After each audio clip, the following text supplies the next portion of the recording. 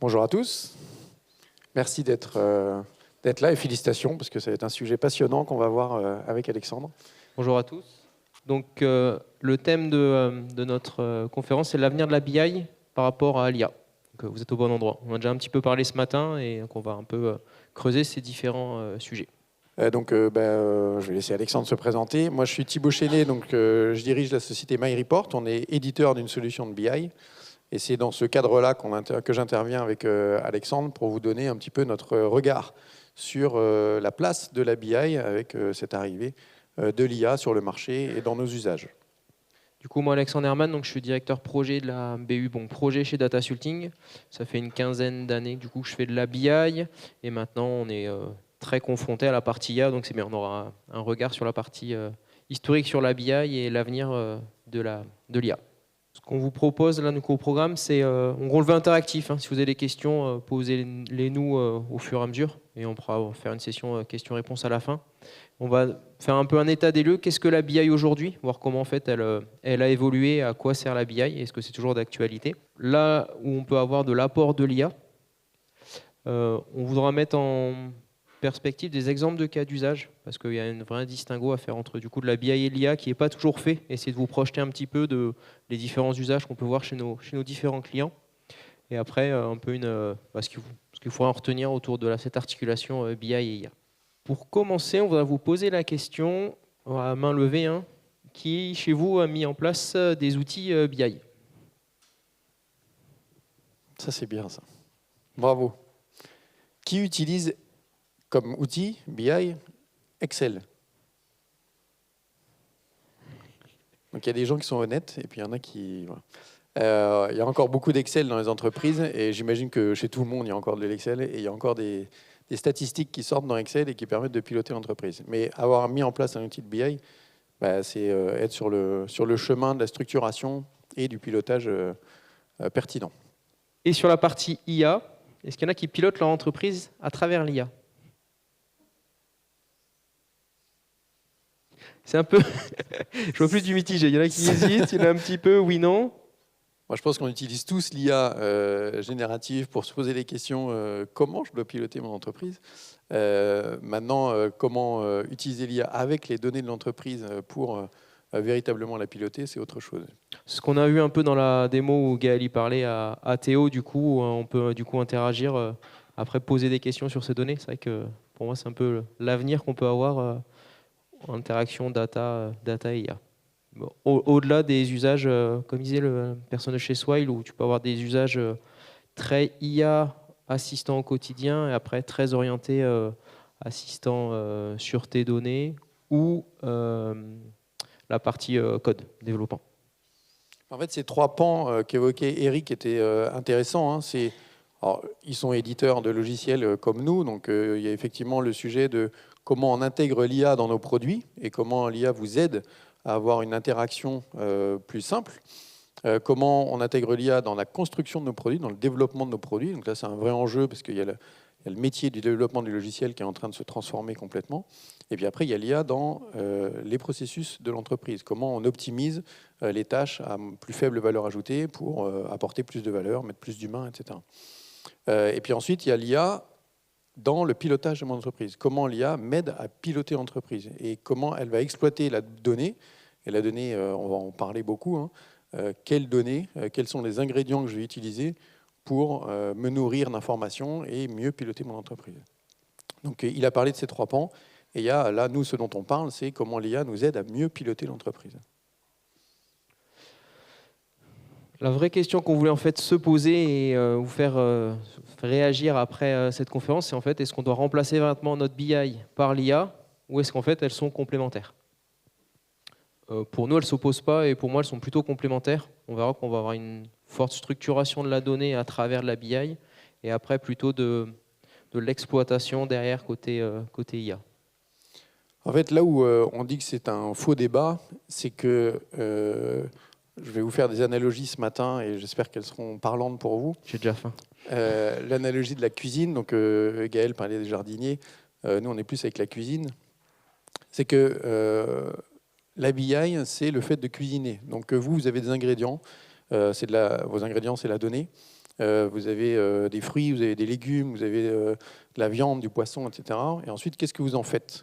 Et donc, vous, votre objectif, c'est de créer des plats qui vont vous nourrir pour prendre des décisions. L'analogie qu'on en fait, c'est que l'habillage, c'est le fait de cuisiner. Donc c'est le fait de trier ces fruits, de les éplucher, de les préparer, etc. Et ensuite de les dresser dans une assiette pour vous nourrir. L'analogie qu'on fait, c'est que l'IA, c'est votre nutritionniste. Donc il va apporter de l'intelligence, il va comprendre vos objectifs, il va comprendre vos besoins, et il va déterminer les bonnes recettes. Ça n'empêche pas qu'il faut cuisiner. Et donc l'idée de l'intégration de l'IA et comment l'IA travaille avec la BI, c'est que la BI il va préparer la donnée, va s'assurer de tous les enjeux qui ont été évoqués ce matin, sur la qualité, sur la gouvernance, sur la souveraineté, la fiabilité, la traçabilité. Tout ça, c'est une équipe de cuisiniers qui sait faire déjà tout ça, qui sait trier les légumes, qui sait cuire la viande, etc. Donc ils savent tout faire. Maintenant, l'intérêt de l'IA, c'est que vous n'êtes plus en train d'expliquer au commis comment faire une sauce, comment trier les pommes, etc. Vous allez demander au nutritionniste qui, lui, va faire appel à son équipe de cuisiniers. Donc, ce n'est pas l'IA qui remplace la BI, c'est l'IA qui utilise la BI et qui utilise toute la valeur ajoutée de la BI sur la préparation des données pour que derrière, vous ayez les plats qui soient les plus adaptés. Et donc là où vous aviez des plats très standards, avec juste l'outil BI, donc on faisait des plats qu'on connaissait à l'avance, etc. Avec l'IA, vous allez avoir des plats beaucoup plus élaborés qui correspondent à vos besoins. Plus personnalisé, plus adaptable. Exactement. Si vous avez besoin de perdre du poids, ce n'est pas la même chose que si vous avez besoin de préparer un marathon. Eh ben, c'est ça l'IA qui va s'adapter à votre besoin et préparer les bons plats. Donc, vous dire quelles sont les données qu'il faut utiliser, comment les préparer et comment les consommer. Si on parle sur la partie du coup vraiment BI aujourd'hui, donc pour nous ça reste très structurant et je pense qu'on travaille tous les deux au quotidien sur la BI principalement, même si on intègre de plus en plus d'IA, mais on se rend compte qu'il y a pour nous vraiment 3 pans sur la partie BI. C'est toute une partie qualité, fiabilité, centralisation de la donnée, donc vraiment mettre en place un entrepôt de données pour vraiment la centraliser et qu'après dans l'entreprise on puisse parler un langage commun sur typiquement qu'est-ce qu'un chiffre d'affaires et derrière l'IA va aller se brancher dessus pour pouvoir en fait calculer un véritable chiffre d'affaires. C'est une partie qui est souvent sous-estimée, enfin, on en parle souvent, et là Gaël en parlait, ça n'a rien à voir avec les outils, c'est l'organisation qu'on met en place dans l'entreprise. Qu'est-ce qu'un chiffre d'affaires chez vous? On parle métier. Le chiffre d'affaires pour le financier, c'est ce qui est reconnu, donc ce qu'on livre au client. Le chiffre d'affaires du directeur commercial, c'est ses ventes. Le chiffre d'affaires pour la partie ADV, c'est autre chose. Donc, c'est formaliser les définitions qu'il y a derrière chacun de vos indicateurs. Parce que la marge, elle peut être différente si on la voit d'un point de vue opérationnel ou d'un point de vue financier. Donc, si vous ne faites pas ça en amont, déjà, vous allez avoir des soucis à vous dire non, mais ton chiffre d'affaires, tu dis qu'il a progressé, alors que moi, je dis qu'il a diminué, quoi. Et ça, on est tous confrontés à cette problématique-là, d'être autour d'une table en comité de direction et ne pas être d'accord sur les chiffres. Et donc, on passe notre temps là-dessus plutôt que de se poser les bonnes questions et les décisions à prendre. Et donc, la qualité et la fiabilité, c'est quelque chose de fondamental. C'est qu'on peut avoir un magnifique indicateur. Si vous dites que vous êtes à 20 000 pieds au-dessus du sol alors que vous êtes à 20 pieds, bah, vous allez vous cracher, quoi. Donc, c'est extrêmement structurant et fondamental de vous assurer que les ingrédients que vous mettez, que les pommes que vous mettez dans votre tarte aux pommes, elles ne sont pas pourries. Ça, c'est crucial, et que vous définissiez qu'est-ce qu'une bonne pomme, qu'est-ce qu'une pomme qui est bien calibrée, qui a la bonne maturité, etc. Sur la partie automatisation, là, c'est vraiment, on est sur un aspect gain de temps. C'est vraiment pouvoir ne plus avoir à travailler manuellement la donnée. Donc là, on va vraiment donner des règles, se dire bah voilà, comment on traite nos données, comment on les récupère, où est-ce qu'on les range. C'est vrai que j'ai plus la notion des Lego, on les met tous par couleur. Donc là, c'est vraiment ce qu'on va faire sur la partie automatisation et bien ordonner du coup nos données pour pouvoir après derrière les traiter et plus à passer des heures carrées à faire des retraitements manuels ou que chacun fasse son petit calcul de son côté et qu'on n'ait en fait finalement pas le même résultat en bout de chaîne. Alors, je suis là pour illustrer tout ça, hein, donc mon analogie avec la cuisine, c'est que maintenant, il y a des Thermomix qui savent comment peser, comment découper, comment cuire. Et donc, une béchamel, on n'est plus à la faire à la main avec la casserole. On a un robot, on met les ingrédients et on sait qu'on va les avoir. C'est aussi à ça que ça sert, les outils de BI, c'est automatiser des choses qu'on sait faire, qui sont récurrentes et sur lesquelles on ne veut plus passer de temps. Et la dernière partie, c'est vraiment la partie tableau de bord. C'est vraiment fournir du coup aux équipes métiers un véritable outil de pilotage pour pouvoir après prendre des décisions pour faire grandir du coup l'entreprise. Bon, et là, vous l'aurez deviné, c'est les recettes qu'on a déjà préparées et qui sont aussi utiles pour les entreprises qui sont assez peu matures. Il y a beaucoup d'entreprises qui disent « je sais que j'ai plein de données, je sais que je dois les analyser ». Et donc, justement, on se dit l'IA va me dire exactement ce qu'il faut que je fasse. Sauf que l'IA, elle ne connaît pas vos ingrédients. Si vous êtes dans l'événementiel, vous allez avoir des ingrédients qui n'auront rien à voir avec l'industrie dans l'acier, par exemple. Donc l'IA, elle va partir, elle n'a aucun contexte, donc elle va faire des généralités. Elle peut vous donner un certain conseil parce qu'elle a des connaissances sur OK, je vais voir dans toute ma base de connaissances les recettes potentielles. L'intérêt de l'outil BI, c'est qu'on a déjà structuré ces recettes-là, on les a déjà automatisées, et entre guillemets, on n'a plus qu'à aller brancher vos vergers, vos fermes, etc., pour que ça fonctionne. Voilà les 3 pans qui constituent le côté structurant et le côté industriel de la BI, c'est que vous avez une cuisine qui tourne, qui fonctionne et qui est capable de servir 300 couverts à chaque service. Et on croit à l'avenir de la BI. Pour nous, elle n'est pas morte et ça va encore perdurer pour pouvoir vraiment bien structurer cette donnée. L'IA pourra nous aider à la structurer, mais on aura toujours besoin de vraiment la centraliser, la garder dans un entrepôt de données pour derrière vraiment l'exploiter sereinement. Pour nous nourrir, on aura toujours besoin de cuisiner. Sur la partie IA, pareil, on a mis 3 pans. Donc toute la partie plutôt prédiction. Donc là, c'est vraiment anticiper, se baser sur les données pour anticiper des évolutions futures, soit sur notre chiffre d'affaires, sur un taux de turnover. Voilà, on peut essayer de prédire en fonction d'un véritable historique de données. C'est vraiment sur la partie anticipation. Et c'est la connaissance, et plus vous aurez des données pertinentes, de qualité, qui retranscrivent véritablement ce qui se passe dans votre entreprise, plus les réponses de l'IA seront pertinentes. Et on parle de l'IA en général, elle a toujours besoin d'un contexte. On parle souvent du prompt, du prompt engineering, tout le monde se développe dans le prompt engineering. Les 2 phases qui sont extrêmement importantes quand on fait de l'IA, c'est d'abord donner du contexte. Dire, voilà, je suis dans telle situation, voilà ce qui se passe à droite, ce qui se passe à gauche, voilà le contexte dans lequel je suis. Deuxième élément, ce sont les ressources. Quels sont les modèles qui sont les plus pertinents chez moi? Voilà l'exemple de ce que je ne veux pas, voilà l'exemple de ce que je veux. Et dans le contexte dans lequel je suis, en 3e étape, voici mon prompt, voici ma demande. Ces 2 premiers éléments, le contexte et les ressources, les modèles, les exemples qu'on veut ou qu'on ne veut pas, sont fondamentales pour que l'IA soit la plus pertinente.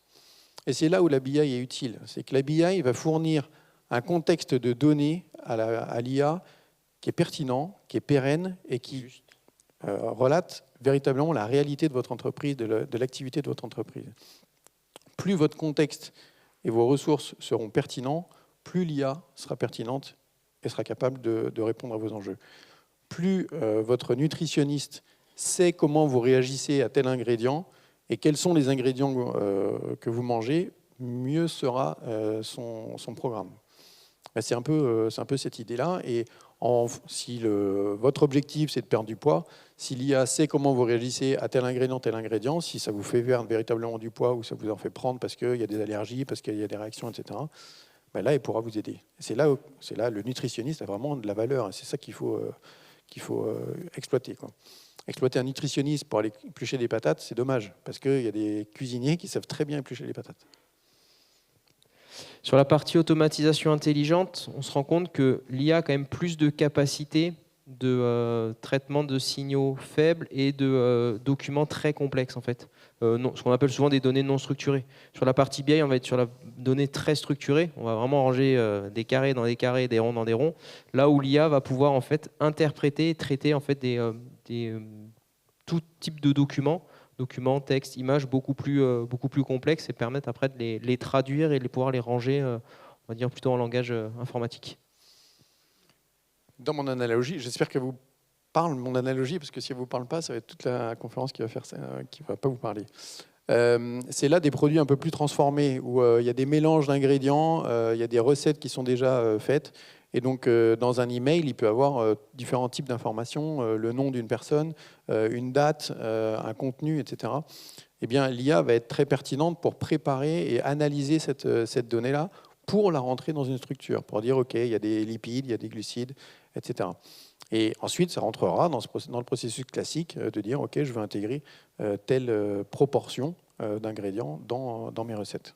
Donc là, l'IA est vraiment pertinente parce qu'elle a cette intelligence, cette connaissance globale autour d'un mélange d'ingrédients. Et enfin, du coup, la dernière partie, vraiment tout ce qui est IA générative qu'on a vu apparaître, tout ce qui est ChatGPT, Gemini, pour citer que tous ces deux-là, mais voilà, qui permettent derrière en fait d'augmenter en fait nos connaissances pour vraiment synthétiser du document et avoir vraiment du contenu. Et après, ce qu'on voyait tout à l'heure aussi, pouvoir dialoguer en langage naturel, avoir un assistant conversationnel, pouvoir poser des questions et qui nous répondent également.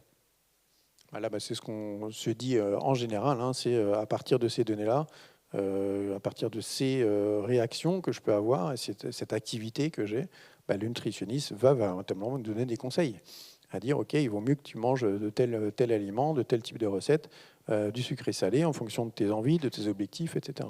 Donc là, c'est entre guillemets, c'est dans cette partie-là qu'on a l'impression de s'y connaître le plus, parce que c'est ce qu'on voit aussi dans notre quotidien, dans la vie de tous les jours. Ce qu'on voulait dire, voilà, c'est ça. Ça remplace pas la décision humaine, mais ça permet d'accroître, d'augmenter en fait nos aides du coup à la décision.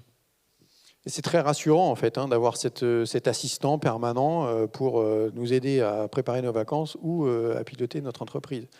Maintenant, ce qui est hyper important quand on pilote notre entreprise, c'est de se dire sur quoi ça s'appuie. Et un élément important, et on le verra dans les cas d'usage, c'est que on peut utiliser, et ça a été évoqué dans la conférence, on peut utiliser l'IA pour faire un POC. Et souvent, le POC, il est très séduisant et on se dit, bon, c'est cool. Donc, j'ai demandé à mon nutritionniste de me faire une recette et la recette, elle est d'enfer. La problématique, c'est quand on souhaite que cette recette-là, elle serve 300 personnes tous les jours. Et là, on se dit, OK, c'est le nutritionniste qui a choisi les pommes, qui les a bien préparées, qui a fait tout ce qu'il fallait. Est-ce que le nutritionniste il va être capable de le faire tout seul pour 300 personnes? Là, non, on a besoin d'une équipe, on a besoin de structurer, de s'assurer de la qualité, de la fiabilité, de la traçabilité de la donnée. Il y a aussi cet enjeu dans l'image de la cuisine, c'est que l'intérêt d'un outil de BI, c'est que votre cuisine, elle est ouverte. Donc vous savez d'où viennent les ingrédients, vous voyez comment ils sont préparés, et vous voyez peut-être un problème à un endroit. Là où l'IA, elle va faire des choses extraordinaires, mais la cuisine, elle est fermée. Donc vous ne savez pas trop les ingrédients qui sont pris, vous ne savez pas trop la façon dont ils ont de cuisiner. Par contre, la recette, le plat, quand il arrive, il est extraordinaire. Par contre, est-ce que la pomme qui était dedans, elle avait un verre? Ça, vous le savez moyennement.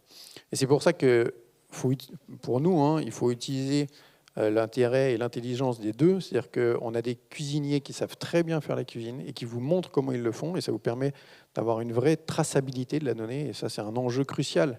C'est de vous assurer que le chiffre que vous avez dans votre KPI, il est juste. Et qu'il n'y ait pas de débat. On revient sur la définition qu'on a donnée en amont. C'est vous avez bien défini votre donnée. Vous êtes sûr dans tout votre processus que votre donnée, elle arrive et elle est incontestable. Et ça, pour typiquement, nous, notre cible principale, c'est les contrôleurs de gestion. Quand on vient dire à un patron de BU, tu es en perte de vitesse, il y a intérêt à ce que je suis en train de dire soit juste. Parce que si lui, qui est sur le terrain tous les jours, il dit « mais non, tu me dis n'importe quoi, au contraire, j'ai augmenté ma marge », là, le contrôleur de gestion, il perd sa crédibilité, quoi. Donc, quand on est dirigeant, quand on guide les décisions stratégiques d'une entreprise, en tant que contrôleur de gestion, typiquement, on doit s'assurer que la donnée qui va nous permettre de prendre une décision soit juste et incontestable. Ça, c'est l'outil BI qui va permettre de le faire. L'IA va nous permettre de nous poser les bonnes questions. Et ça, c'est l'avenir, c'est l'IA, donc il ne faut pas se leurrer. Et les outils de BI doivent s'adapter et profiter de toute cette intelligence pour amener encore plus de valeur auprès des entreprises, auprès des décideurs. Ce qu'on voulait vous montrer, c'est là où la BI peut avoir de l'intérêt et là où l'IA a également de l'intérêt, à quelles questions en fait ça peut répondre. Ce que tu expliquais un petit peu du coup en fait là, c'est sur la BI, ça va être plus on va répondre à des questions. Qu'est-ce qui s'est passé? Vraiment savoir expliquer vraiment un vrai chiffre, me dire en fait voilà comment il est calculé, voilà où c'est rangé, et on peut vraiment avoir toute cette traçabilité.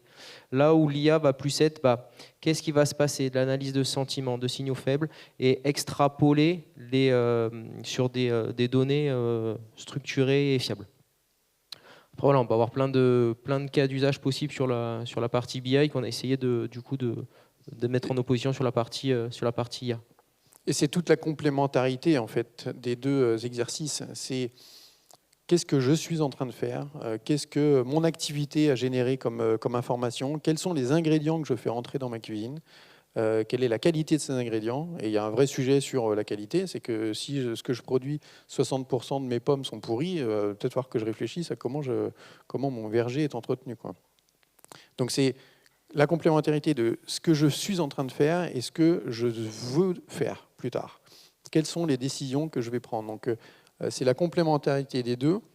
J'ai un bon contexte, j'ai donné un bon contexte, j'ai donné les bonnes ressources à mon IA pour qu'elle puisse me guider dans ce que je vais faire à l'avenir. La BI, ça reste du coup très structuré, c'est important. La dernière partie, c'est réponse à des questions connues. C'est comment je veux avoir, en fait, comment je peux calculer cet indicateur. Là où l'IA va être plus sur la partie exploratoire et pas prendre toujours comme argent comptant le résultat de que l'IA va pouvoir nous sortir. Et c'est ce que disait Gaël tout à l'heure, hein, 80% des besoins qui sont véritablement exprimés, c'est déjà sors-moi mon chiffre d'affaires. Il y a tellement d'entreprises qui attendent encore leur bilan comptable. On est au mois de mai et ils vont découvrir auprès de leur expert comptable que leur exercice 2025 il est profitable ou pas. Enfin, pour nous, ça nous semble assez catastrophique, mais c'est quand même le cas de beaucoup d'entreprises. Tellement d'entreprises sont performantes, c'est-à-dire qu'elles vendent, elles sont profitables, mais elles ne s'occupent pas du cash. Donc elles coulent. Et il y a des entreprises qui sont... le comptable va dire non mais c'est franchement super, votre BE est positif, génial. Ouais mais je suis obligé de fermer parce que j'ai plus de cash, parce que je ne me suis pas du tout occupé du recouvrement. Et ça c'est la réalité, et ça le reporting, les outils de BI doivent le sortir, c'est des recettes qui sont connues. C'est pas besoin d'un nutritionniste pour faire un jambon pâte. Et encore tout le monde sait le faire, et il y a besoin de ces éléments structurants et fondamentaux dans le pilotage d'une entreprise. Maintenant, l'IA, elle va nous amener à aller plus loin, à être plus pertinent face à nos concurrents, être plus performant dans l'attaque d'un nouveau marché, etc. Est-ce qu'il y en a qui ont déjà des questions? J'espère que ça vous parle, hein, cette analogie. Et voilà, si vous avez des questions sur ces sujets, quelles sont les questions que vous vous posez sur OK, j'ai déjà un outil de BI et est-ce que je dois le remplacer par l'IA? Comment j'intègre l'IA? Il y en a peut-être qui ont des freins, pourquoi ils ne sont pas passés sur des outils BI? Oui. Merci. Oui, l'analogie avec la cuisine est très parlante, enfin en ce qui me concerne, même si je cuisine peu. Mais la question que je me suis posée naturellement, c'est oui, mais est-ce que l'IA ne pourrait pas faire ce que fait la BI déjà? Est-ce qu'elle ne pourrait pas préparer les plats, éplucher les légumes, etc. Oui, à terme, en fait, l'IA va prendre de plus en plus de place et la BI, les fonctionnalités de la BI ne vont pas disparaître, elles vont devenir invisibles. C'est-à-dire qu'on va plus se rendre compte que derrière, il y a quelqu'un qui épluche, qui cuit, parce que, alors je ne sais pas comment va évoluer l'interface homme-machine. Actuellement, les outils de BI, c'est des outils où soit on crée des scripts, soit on fait des glissés-déposés, on coche des cases, etc. L'IA, l'interface, c'est un prompt. Dans quelle mesure le prompt va remplacer les interfaces qu'on connaît à l'heure actuelle? Ça, on verra le délai. Je pense qu'à terme, ça les remplacera. Mais actuellement, en tout cas, je suis encore dans la phase où je me dis, on fait un prompt, on a déjà un résultat hyper convaincant par l'IA, mais il y a quand même un truc qui nous gêne. Il y a une tâche dans l'image qu'on aimerait bien effacer. Et là, on met 3 plombes à essayer de faire effacer une petite tâche sur notre photo. Parce que l'IA, elle ne comprend pas bien ce qu'on veut. Alors qu'avec une petite interface, on clique sur un bouton, hop, la tâche, elle disparaît. Donc, pour le moment, il y a encore besoin, je pense, de ces interfaces homme-machine qui permettent d'interagir avec la machine autrement qu'à travers le prompt, parce que l'IA, elle va de plus en plus piloter les cuisiniers. Donc encore une fois, hein, c'est pas le nutritionniste, il ne va pas remplacer le fait de cuisiner. On continuera de cuisiner.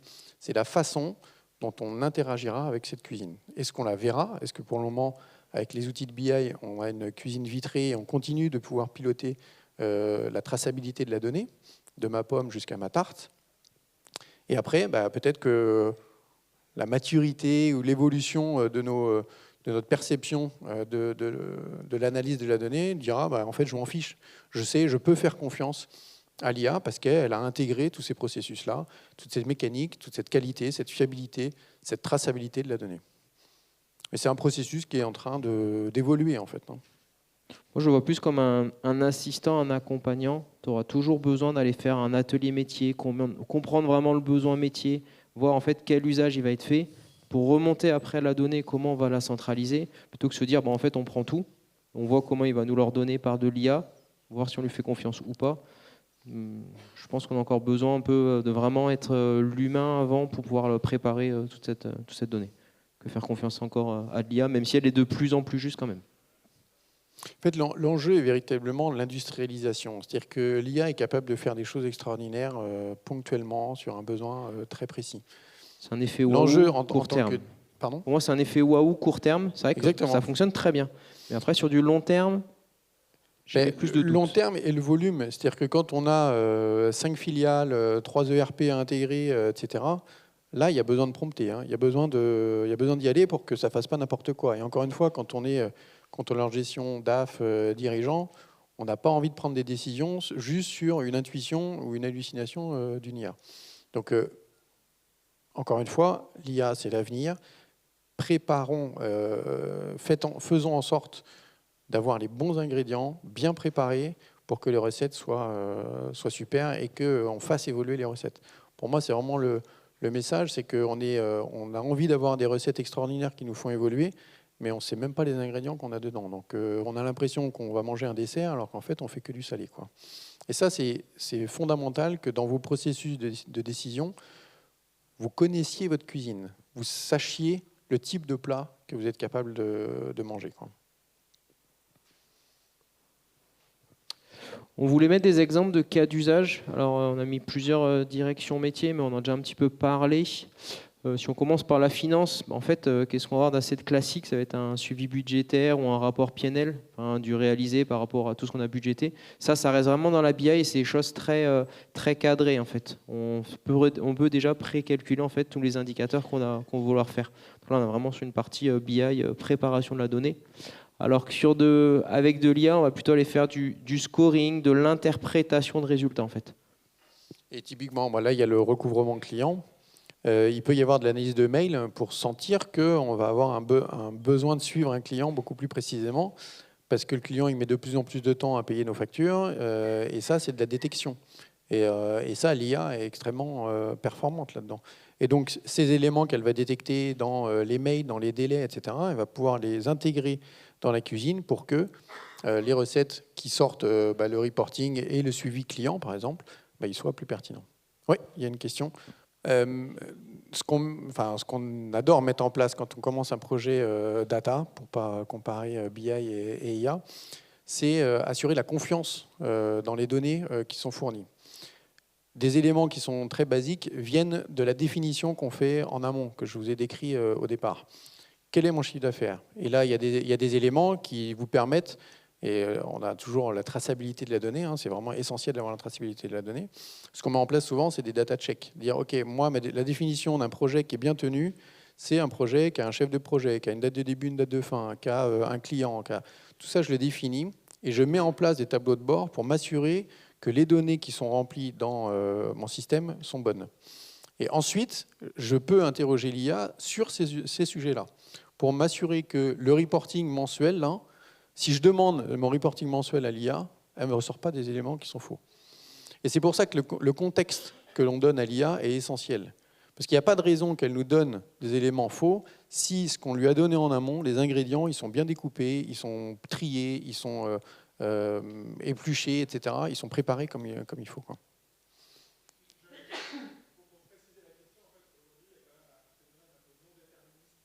Alors nous, on est très pragmatique. c'est la traçabilité de la donnée. C'est que si on me dit que j'ai fait 20 000 de chiffres ce mois-ci, je peux retracer l'origine de ces 20 000. Et donc, si on parle d'un chiffre d'affaires, je peux avoir toutes les lignes de facture, et on peut remonter au niveau de détail qu'on veut, hein, c'est-à-dire toutes les lignes de facture pour remonter potentiellement au système original, pour dire ces 20 000, ils viennent de 4 factures de 5 000 qui ont été livrées à tel client, tel client, tel client. Et donc, c'est très pragmatique. Et c'est ce que nous, on veut mettre en avant, c'est qu'une IA qui sort une statistique doit être traçable, doit être reconstituable. Et c'est cet élément-là qui est fondamental, et c'est ce que l'outil BI propose. C'est-à-dire qu'une IA, et à chaque fois, elle va être très convaincante. C'est-à-dire, je t'ai fait 20 000, mais regarde, parce que j'ai regardé dans telle info, telle info. Nous, on a eu le sujet, on a changé de ERP. On avait passé d'un ERP à un autre. Donc, on avait 2 modèles qui étaient... voilà. On a interrogé l'IA, et en l'occurrence, sur le nouvel ERP, on n'avait pas encore les données. Et il nous a donné toutes les... Donc, il était sur le... On lui a posé la question, et on ne lui a pas dit, va sur celui-là ou sur celui-là. Donc, il est allé là où il y avait de la donnée, quoi. Et il nous a dit, ben voilà, on en est là. On a dit, mais c'est complètement faux, quoi. Et comment on l'a su? Ben, c'est qu'on s'est rendu compte qu'il était encore en train de taper sur l'ancien ERP, quoi. Si on n'a pas cette traçabilité, donc, ok, je sens que le gâteau, il est rance. Ben, pourquoi? Parce que la farine, en fait, elle était périmée, quoi. Donc, c'est cette traçabilité, cette fonction de traçabilité qui est essentielle dans votre processus de données. J'espère que ça répond à la question.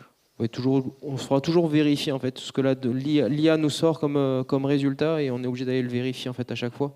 Et il y aura forcément de l'action humaine pour aller le vérifier en fait.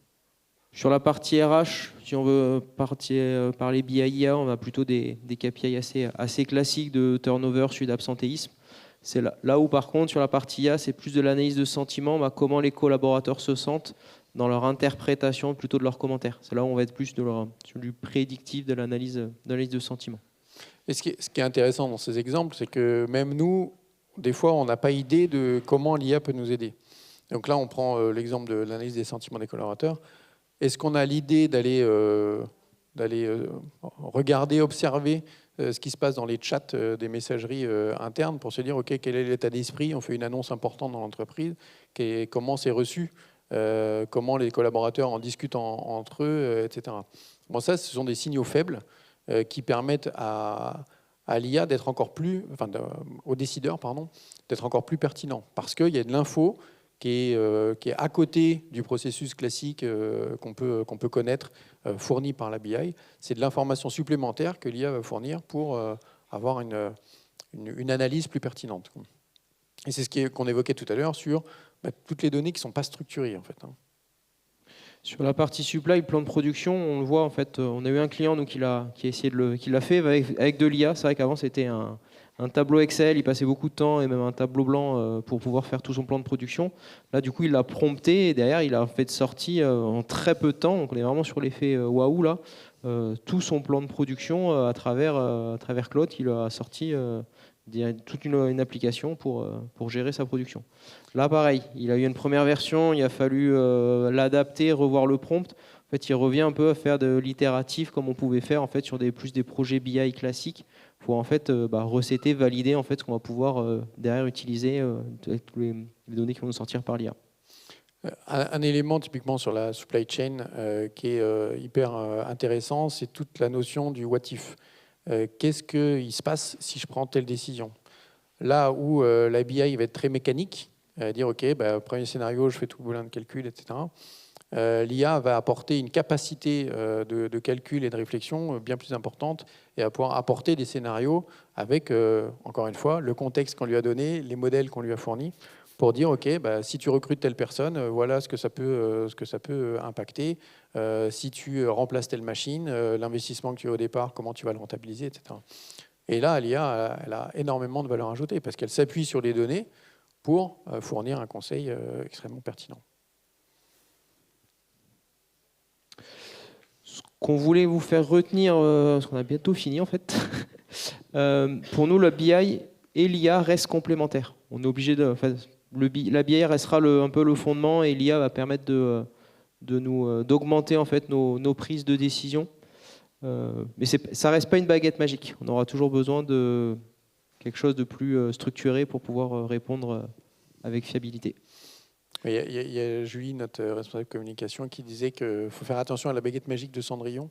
C'est qu'à minuit, on peut vite se retrouver avec une citrouille parce que les premiers POC qu'on a fait avec l'IA sont magiques. Et puis quand on implémente ça de façon industrielle dans l'entreprise, on se rend compte que les données n'étaient pas bonnes, on n'a pas automatisé ce qu'il fallait, on n'a pas fiabilisé les choses. Il n'y a pas de sécurité d'accès, il y a pas mal de sujets qui peuvent être oubliés pour piloter derrière une entreprise. Est-ce que vous avez des questions, des remarques? Est-ce que ça vous a aidé, ce qu'on vous a partagé ce matin? Voilà, n'hésitez pas. Oui. Bonjour, merci pour la présentation, très claire. Vous parliez de prédiction financière. Donc ma question c'est, est-ce qu'il est nécessaire d'alimenter de manière très explicite le modèle avec des formules de calcul, ou est-ce que le modèle peut lui-même créer des corrélations, trouver des logiques prédictives? Donc on lui donne un océan de données, on a, nous notre activité on est dans le solaire, on va avoir 1500 centrales solaires, et quand il faut prévoir les revenus sur les 20 prochaines années, il y a toujours des événements qui se passent. Est-ce que l'IA est capable d'être autonome, ou c'est à nous en amont de vraiment être finalement déterministe, pour reprendre le terme qui avait été utilisé tout à l'heure? En fait, c'est un mélange des deux. Les langages, les modèles sont de plus en plus pertinents, de plus en plus alimentés aussi. Il y a de plus en plus de data qui leur permettent d'être le plus pertinent possible. Maintenant, encore une fois, pour s'appuyer sur ces données, plus on va l'alimenter, et des données externes qui ne sont pas forcément liées à notre entreprise, des données sur la météo. En fait, il faut toujours... ce qu'on zappe souvent, c'est ces deux premières parties, le contexte et les ressources. Qu'est-ce qu'on alimente auprès de l'IA? Qu'est-ce qu'on lui fournit pour qu'elle soit la plus pertinente possible? Et effectivement, des fois, on a des données qui sont un peu plus pauvres parce qu'on est jeune, parce que ça fait pas longtemps qu'on a notre activité. L'IA va s'appuyer sur d'autres données. Donc là, la pertinence du conseil va être à moduler, à dire, OK, ça ne s'appuie pas que sur mes données, mais ça peut s'appuyer aussi sur tout ce que connaît le modèle à travers ce qu'il a appris de façon générale. Donc là, il y a tous les sujets de gouvernance. Est-ce que je m'appuie sur un LLM public ou j'internalise mon LLM? Mais maintenant, les modèles sont quand même incroyables. Et ils arrivent à sortir des choses qui sont folles. Et surtout, une capacité de réflexion qui est incroyable, qui dépasse même notre imaginaire. C'est pour ça que souvent, on est limité par notre capacité de réflexion. Et je vous incite tous à vous faire accompagner sur l'usage de l'IA dans votre entreprise, parce que même au-delà de la partie pilotage qui nous concerne, dans la structuration de vos process internes, on ne se rend pas compte de ce qu'on peut faire avec l'IA. Donc les modèles sont, pour répondre à la question, les modèles sont de plus en plus performants. Mieux on va les alimenter, plus ils seront pertinents et précis dans leur réponse. Oui. Ouais, avec le micro, parce que comme ça, tout le monde peut entendre. Bonjour, merci pour la conférence, c'était très intéressant. Moi, je me pose une question sur la mise en œuvre technique de tous ces sujets-là. Je viens du monde de l'API, l'automatisation, qui est un peu plus éloigné, pas toute la partie data. Mais comme tout le monde, je pense que j'en utilise Claude, différents modèles de langage au quotidien, et de plus en plus. Et en termes d'accessibilité, ça ouvre beaucoup de portes. Je pense notamment au MCP. Alors, pour ceux que peut-être ça ne parle pas forcément, c'est les modèles contexte protocole où concrètement on va discuter avec une API pour qu'il aille interroger des données à droite à gauche et créer des outils d'interconnexion, etc. Dans le monde de la data et notamment de la BI, comment ça se traduit? Est-ce que vous avez des cas peut-être à partager de déploiement pour aller plus vite qu'avant grâce à ces outils de MCP et de modèles de langage? Alors c'est tout le virage que les outils BI sont en train de prendre, que MyReport est en train de prendre. C'est donner accès à des fonctionnalités BI à des modèles publics, à des modèles d'IA qui permettent d'appeler la fonction éplucher, d'appeler la fonction trier, d'appeler la fonction cuire. Donc c'est ce que les outils de BI sont en train de faire, s'ouvrir davantage parce qu'ils ont une compétence, une connaissance de leur métier de cuisiner qui doivent rendre accessible aux nutritionnistes, pour que les nutritionnistes soient de plus en plus autonomes pour se dire, OK, moi j'ai tel besoin pour mon utilisateur, mon client, voilà les outils, les agents que je vais utiliser, les agents IA qui utiliseront des fonctionnalités BI pour avancer, quoi. Donc, c'est le métier de la BI qui est en train de changer, en train de s'adapter à ce nouveau point d'entrée que tous les utilisateurs vont avoir, qui seront les prompts IA, quoi. Donc après, en interne, c'est vous, si vous avez un choix à faire sur les outils de BI, essayez de prendre les outils qui sont les plus performants dans leur métier et qui vont s'ouvrir le plus possible à cette nouvelle façon d'interagir avec la machine, quoi. Je ne sais pas si ça répond à la question, si ça aide. J'ai une question sous-jacente qui vient à ça et ça répond en partie à ma question, donc déjà merci. Et en termes de déploiement, concrètement, est-ce que vous avez senti un gain de temps avec ces nouveaux outils, ces nouvelles possibilités ?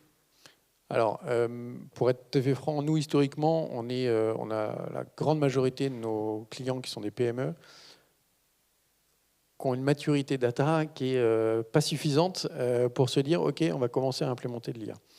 Parce que, et on est vraiment dans les 80% qu'évoquait Gaël, c'est qu'il y a tellement de choses à faire en amont. Il y en a qui ne savent même pas les ingrédients qu'ils ont. Ils ne savent même pas si c'est des pommes ou des choux-fleurs qu'ils exploitent. Donc, il y a déjà tout ce travail-là à faire, de connaissance, d'appropriation des ingrédients qu'on utilise pour se dire, OK, quels sont les plats qui sont les plus optimums pour tel ou tel objectif.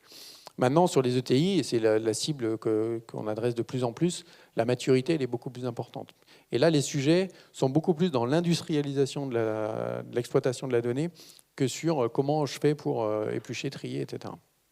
Et c'est tout notre enjeu à nous, c'est de faire en sorte que cette intégration, j'intègre une nouvelle boîte, je viens de racheter une boîte, je dois faire l'intégration opérationnelle, l'intégration financière, etc. Comment ça se fait facilement ?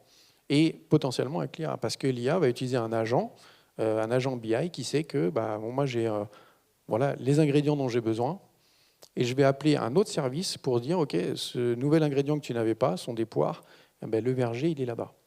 Et débrouille-toi pour aller le chercher, et ça c'est ton boulot. Moi je sais ce que je vais faire de la poire, comment je vais la cuisiner, etc. Donc c'est nos enjeux, c'est d'avoir ces différents pans, c'est comment je vais chercher mes ingrédients dans le système, comment je les amène en cuisine, comment je les prépare, et après, comment je fais ma recette. Il va falloir qu'on clôture, parce qu'il y en a bientôt que ça va démarrer, mais on pourra continuer ces discussions après. Nous, on est présents juste en face, en sortant, si vous avez des questions suite à l'atelier. Merci beaucoup pour votre attention. Merci à tous.